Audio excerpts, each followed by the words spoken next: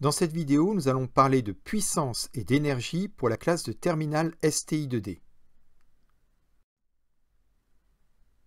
Plus précisément, nous allons voir comment lier mathématiquement la puissance et l'énergie.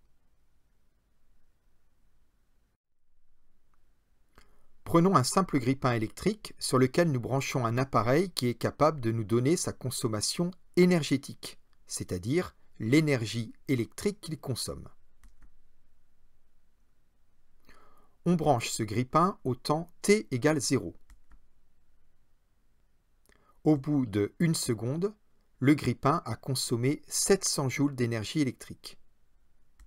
Au bout de 2 secondes, il a consommé 1400 joules, jusqu'au temps t égale 5 secondes, où il a consommé 3500 joules, et là, on débranche la prise.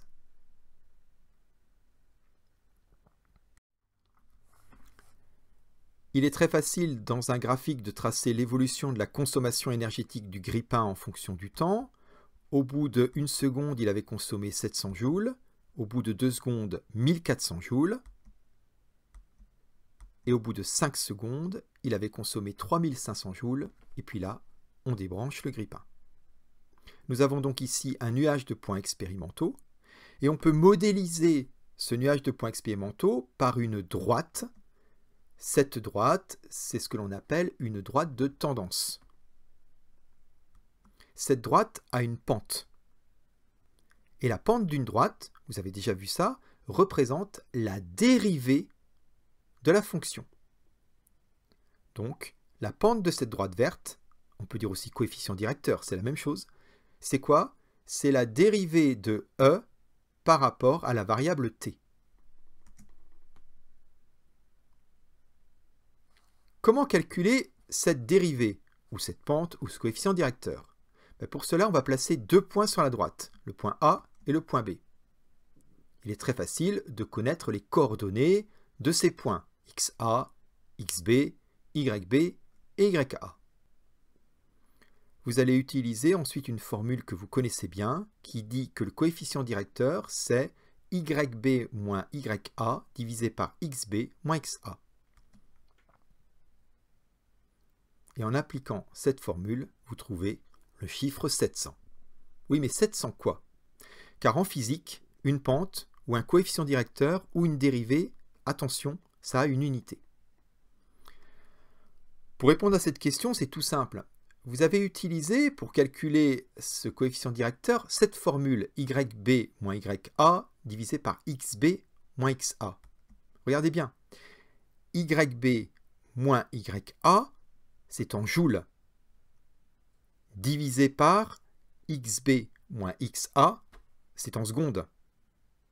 Donc, l'unité de notre pente, c'est joules divisé par seconde. Or, des joules divisés par des secondes, c'est la même chose que des watts. Donc, la pente de l'évolution de la consommation énergétique du grille-pain en fonction du temps vaut 700 watts. Vous pouvez donc en conclure que la puissance électrique du grille-pain est P égale 700 watts. La puissance représente donc la pente, ou le coefficient directeur, ou la dérivée de l'énergie en fonction du temps.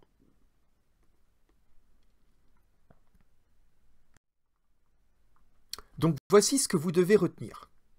La puissance, c'est la dérivée de l'évolution de l'énergie en fonction du temps, soit P égale D de E divisé par dt. Puisque E est en joules et T est en secondes, la puissance est en watts, car vous savez tous que des watts, c'est la même chose que des joules divisés par des secondes.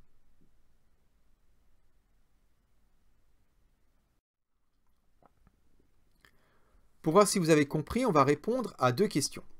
Première question, je vous ai mis ici l'évolution de la consommation énergétique de 2 appareils. L'appareil numéro 1 en rouge et l'appareil numéro 2 en vert. Question. Quel appareil a la plus grande puissance P? Si vous avez besoin de plus de temps, vous pouvez cliquer sur pause.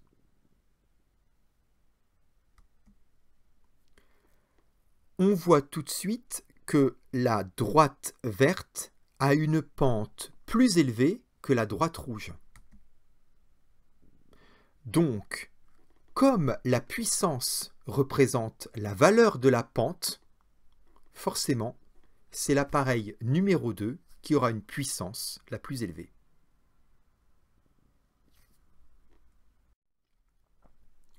Question numéro 2.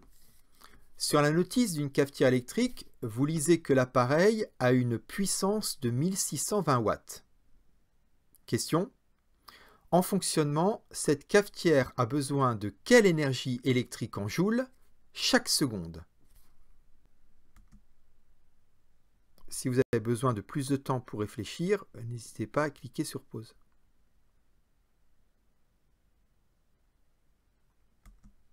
Donc on nous dit que la puissance c'est 1620 watts.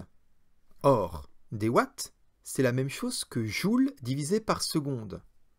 Donc physiquement, ça veut dire que cette cafetière, lorsqu'elle fonctionne, elle consomme 1620 joules chaque seconde. Réponse à la question, 1620 joules.